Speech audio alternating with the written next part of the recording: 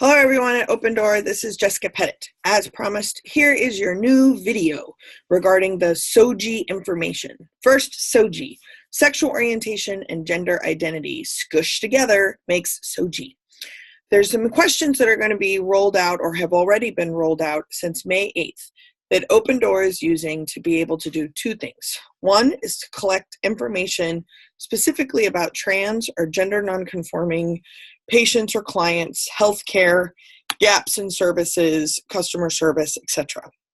The other thing outside of the research project is to really help medical assistants, frontline assistants, doctors, medical providers, and other staff at all the different Open Door sites to be able to create a long-term relationship with every single patient and client, regardless of their sexual orientation, identity, gender identity expression, whether it be binary between two choices or gender nonconforming.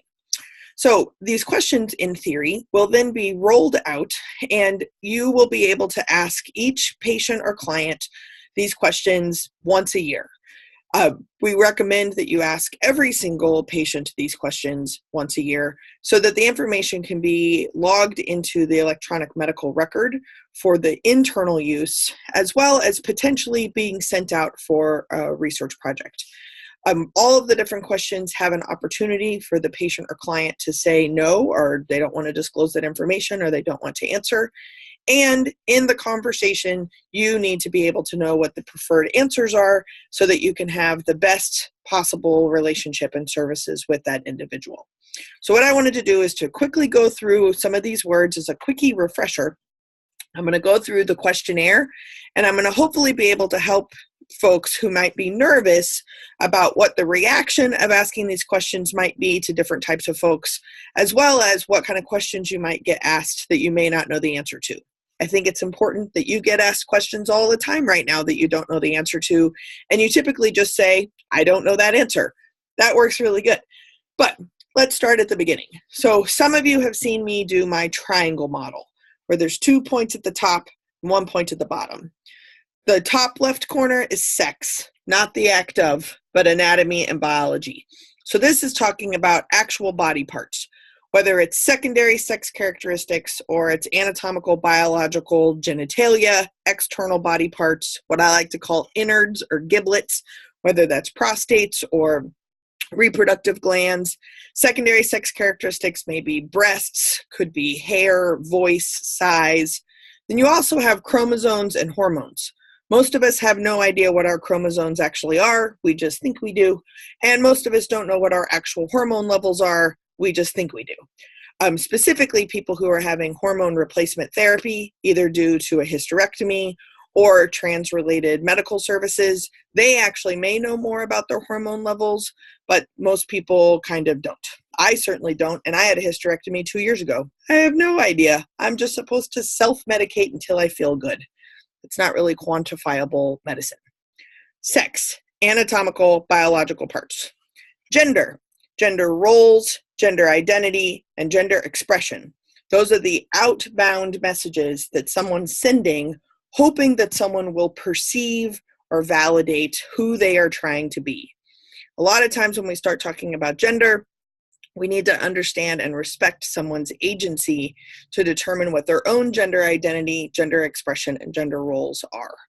As you begin to develop a long-term medical relationship with someone, it's really important to validate what someone says they are, how they identify, and how they want to be in the world consistently. So this is when you mirror the language they use to describe themselves, to describe people in their lives, whether we're talking about preferred names or pronouns, things like this. That's gender. At the bottom, sexual identity or sexual orientation. These are the words that we use to describe our relationships, which is important in a medical context. We're talking about sexual activity or sexual partners. Is someone heterosexual, lesbian, gay, bisexual, pansexual, omnisexual, queer, or asexual? If someone identifies as asexual, they're not interested in a sexual or physical relationship with anybody. That is a real thing, and that may be an answer that somebody gives. So to review, sex is what I assume is in your pants. Gender is the pants.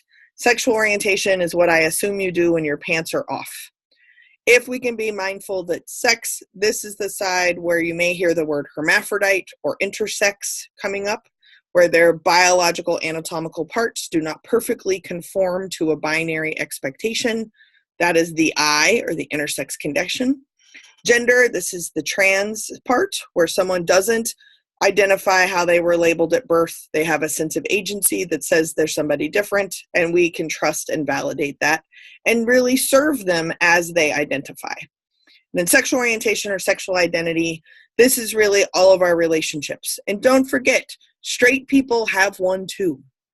Sometimes when I've been going around doing these trainings at the open door sites, we start having a conversation about like conservative white men who voted for Trump. Well, conservative white men who voted for Trump have an anatomy and a biology. They also have a gender, and they also have a sexual identity and sexual orientation. So welcome them to the conversation as well. Now, what's interesting about the survey is that as well-intentioned as it is to be as inclusive as possible, the questions are not worded super awesome. Most people who are going to be taking the survey are not going to notice some of the errors in the way that the questions are worded, but the people who really do need the corrected information, they're going to notice. So the attempt to be inclusive may actually make people feel bad. So part of the reason we're making this video is to help you, one, be more comfortable asking these questions, two, be prepared for what kind of reactions you may get, and to be prepared for whatever questions you might get that you don't know the answers to. But also the very people that the survey is trying to include may very well be put off by the survey, which is why you don't want it to be like a sheet of paper on a clipboard in the waiting room, because the people that you need to be serving may actually leave because of the wording of the survey. So it's really important that we do this as like a one-on-one, confidential, medical service-based conversation with every patient, so that you also get more comfortable answering these questions and more prepared for the questions that you get asked back. So that when it does matter and you're working with someone who is something that you didn't know upon first meeting them, or someone comes out to you with different information that you didn't know about their sexual activity, their physical bodies, or their medical needs, you're going to be more practiced to be able to know how to respond to those questions or those situations. That's why everybody needs these questions. Even the conservative white guy Trump supporter needs to know these things, because he also really needs long-term good medical care. So first off, what is important to know is, let's talk, we did a little bit, but the first questions are, what is your sexual orientation? What is your current gender identity? And what are your preferred pronouns? So I just want to start with those three questions. If we reviewed the triangle, what is your sexual orientation? Most people will go, huh? What do you mean? Because it's just assumed that everybody is straight or heterosexual. So it's a really great opportunity to ask, what is your sexual orientation? And then somebody can say whether or not they know the answers, or you can actually provide them with some answers for them to choose from. In that particular case, lesbian or gay, straight, not lesbian or gay, bisexual, something else, don't know, or choose not to disclose. Those are the answers to that particular question, but you can engage in a conversation. There is also a spot that says other sexual orientation, and you can type in whatever language it is that they identify themselves with. And then I recommend you kind of mirroring that. If someone says that they prefer not to disclose, you can still ask the questions and just say, I'm just going to put it in the notes on your medical record. It's not going back to this research project, to make sure that we actually we're going to be able to treat you as a whole person. That may give you an opportunity to get an answer that isn't reported back on the form, but is reported in the notes section in the medical record. Then, what's your current gender identity? Not going to lie, a lot of people don't have any idea what a gender identity is, because most of these conversations are based only on trans or gender nonconforming people having a gender identity. But gender identity could easily be masculine or feminine. There's all different kinds of words that we describe masculine and feminine. The survey is kind of limited. So the survey uses sex-based words, meaning female, male, transgender female, male to female, or transgender male, female to male, other, choose not to disclose. So those are actually sex-based answers So we're talking about anatomy and biology, but the question asks for gender identity. There is also a blank space. So you can put in the blank space exactly what they say. If they choose not to disclose, you can still put that information in their medical records so that you can be able to treat the whole person. And then what's your preferred pronoun? What's important about that is that most people don't know what a pronoun is. So I actually recommend starting with, hi, my name is Jessica. I use feminine pronouns like she and her. Then when you go through the survey and you get to that question, you've role modeled who you are and what a pronoun is, so they might be more prepared to say what pronoun they use. In the particular question itself, it typically is just a blank line of what you can use, but this particular survey just says patient's pronouns, and you click she, her, hers, or he, him, his, or they, them, theirs. Remember, Shakespeare used those as singular pronouns too, and you do when you're talking about a UPS delivery. They, them, theirs are gender neutral pronouns. You can also say just the name. Some people don't use pronouns at all. They just say Kevin. Kevin, Kevin, Kevin's backpack, Kevin, Kevin, Kevin. There's no pronouns. So you would click patient's name. They decline to answer, meaning that they're not interested in this getting reported, but you can still put it in the notes. Or unknown. Maybe somebody doesn't know what pronouns they use. Maybe they say it's up to you. I met someone yesterday and there's two pronunciations of their name. I asked which one do you prefer, and they said it's really up to you. Half my family does this one, half my family does this one. So that's how that can work. Okay, so those are the three questions that usually kind of scare people the most first. When we talk about gender identity, sexual orientation, and preferred pronoun, it's important to remember everybody has one. It's not just the patients that you don't necessarily perceive clearly. Everybody has one.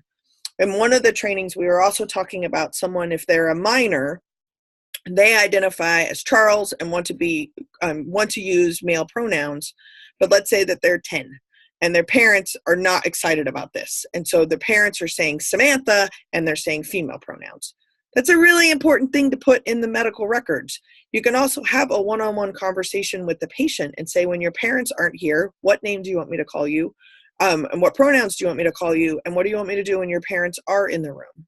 You can be able to have a relationship and foster that relationship with the actual patient and then take notes on it in the chart so that they don't have to go through this every single time. That's what the notes section is actually for. Spoiler alert. All right, so we went through, here's the survey itself.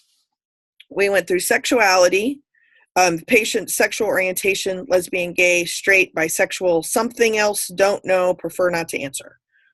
Gender identity, you have the option to autofill as male or female. I recommend not clicking autofill. The reason why is you're going to be able to practice answering and asking these questions and see what the reactions are. The more comfortable you get, the better. Autofill could also lead to inaccurate information, but you could if you wanted to. Patient's gender identity, female, male, transgender, female, or male to female, transgender male, or female to male. So you're using the word as they represent right now. Other, or prefer not to disclose. Patient's sex assigned at birth. This may be relevant as far as kind of what body parts they may or may not have. I would prefer this question not even to be there because you don't need to know what they were assigned at birth. You need to know how they identify right now, but it's there. So patient sex assigned at birth is female, male, unknown, not recorded on birth certificate, choose not to disclose, or uncertain. You can always leave notes in their medical record. Patient's pronouns, we did this, she, her, hers, he, him, his, they, them, theirs, just using the patient's name over and over, decline to answer, or unknown. Steps patient has taken to transition, if any. Also, this may be relevant, this may not be relevant. This could be a notes section particularly.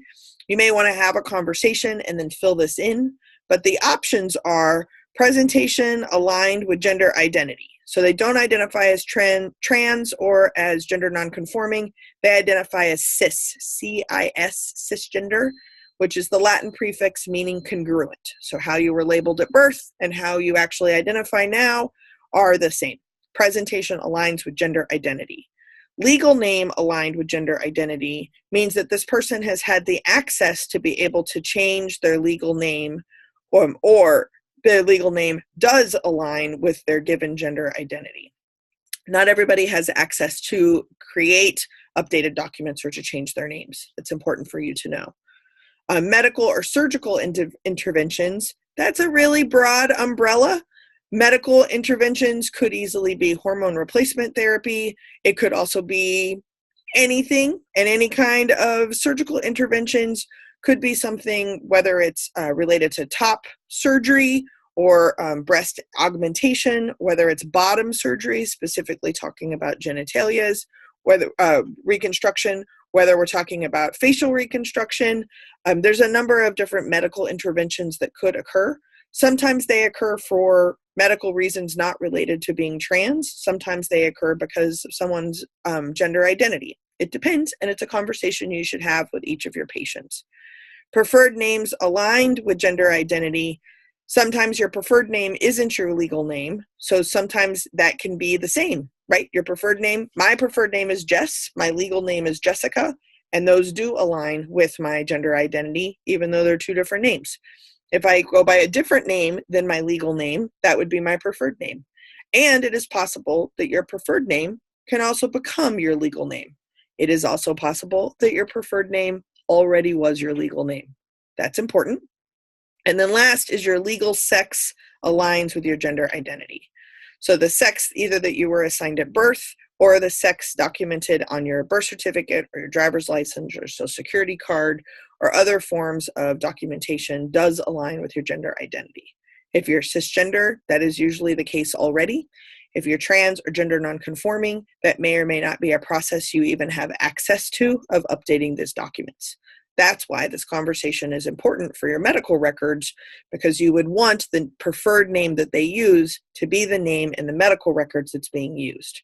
When we start talking about insurance and billing and things like that, it's always a really good conversation to have with a patient that when they do something with this is your preferred name, but your legal name is going to have to show up on this particular document because of blah, blah, blah.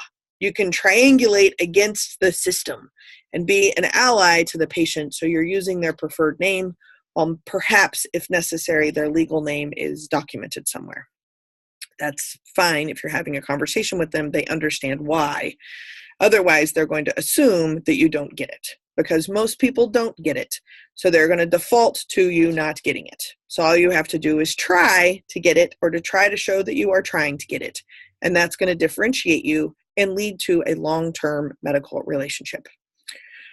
That would be great. Okay, then patient's future plans to transition, if any. There's an open-ended box so that you can be able to type in any information that is needed or that is shared through multiple different appointments with that particular patient. So then before you go into the patient, you can actually read through those and kind of see where they're at, see if there's anything that you need to update.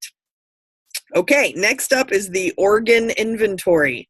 This is not something I deal with on a regular basis, but organs the patient currently has, to be able to ask if they have these body parts, may come out in conversation, may come out if you have the kind of dialogue that you can just run through them. That sounds great. It may also be something that you need to ask step by step before doing particular procedures. I recommend using the words that they use for their bodies. So we were talking an example earlier when we were talking about breastfeeding, is that some people who identify as men or more masculine will use the word chest feeding instead of breastfeeding. So make a note of that in the chart, that they don't refer to their mammary gland holders as breasts, they refer to it as a chest. So you can mirror their language. Organs that patients currently have could be breasts, cervix, ovaries, uterus, vagina, penis, prostate, or testes. Also important is that I don't identify as a trans person. I do have breasts. I do not have a cervix. I do not have ovaries. I do not have a uterus. I do have a vagina. I do not have a penis. I do not have a prostate, I think. And I do not have testes. So even with a cisgender person, this could be a really important conversation to have. Specifically around breast or chest health, it's also important to ask if there's implants or not. If there ever has been a history of implants, that's a conversation that you need to have. Organs present at birth or expected at birth to develop. This could be the same as the current organs, meaning that their body hasn't changed, they haven't done something that changed, or being able to document what has changed. Organs hormonally enhanced or developed, meaning whether or not you have taken hormone therapy to develop breasts, potentially got breast removal, whether you've had cancer or things like that, to look into breast health or mammograms or the need for exams. Organs surgically enhanced or constructed, meaning breast, vagina, or penis. So this wording is pretty terrible because bottom surgery regarding genitalia, you cannot create a functioning penis, nor can you create a functioning vagina, but cosmetically you can create something that's relatively close to what looks like a vaginal canal. You cannot surgically create anything that is relatively close to a penis, but sometimes it's as close as you can get. Again, it's language. But if you're engaging in a conversation, you can ask. The biggest thing I would say if you're really worried about this conversation is to ask, what is the motivation behind asking these questions? If we are on an aisle at Winco, you do not get to ask if I have had a surgically constructed vagina. It's not appropriate. In a medical setting, it may not be appropriate if I am there for an earache. And it is also important to understand that if I'm there for an annual exam, or if you're getting ready to have the conversation to find out what kind of exams for preventative care need to occur, that's setting a context for asking the questions, which is also really important. So that is pretty much the full SOGI questionnaire. Again, just to remind you, and thank you for watching the whole thing, they originally wanted me to do a 2-minute video. It's like, I can't do this in 2 minutes. But remember, who will see this information? The information that is sent back to research is aggregated away from identifying information just to look overall at healthcare and gaps in services around trans and gender nonconforming people. So the researchers will see the information, but they will not be able to link it back to an individual patient.